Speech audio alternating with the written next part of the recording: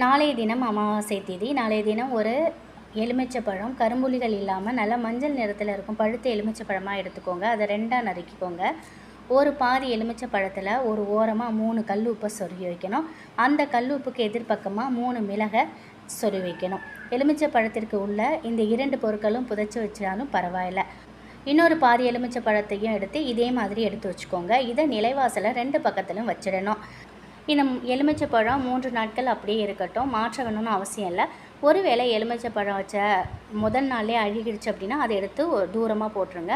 எலுமிச்சை பழம் நல்லா தான் இருக்குது அப்படின்னா அது அப்படியே இருக்கட்டும். காஞ்சி போகிற வரைக்கும் இருந்தால் கூட தவறில்லை. காஞ்சி போனதும் அதை எடுத்து நீங்கள் தூரம் போட்டுருங்க. இந்த பரிகாரத்தை அமாவாசையில் செய்தால் உங்கள் வீட்டில் இருக்கும் கண் திருஷ்டியை நீக்கும். வீட்டிற்குள்ளே வரக்கூடிய நெகட்டிவ் எனர்ஜியை இதை இழுத்துக்கும். நாளைய தினம் அமாவாசை திதி. வைகாசி மாத அமாவாசை திதியில் இந்த பரிகாரத்தை செய்யுங்க. நிச்சயமாக உங்கள் குடும்பத்திற்கு நல்லது மட்டுமே நடக்கும்.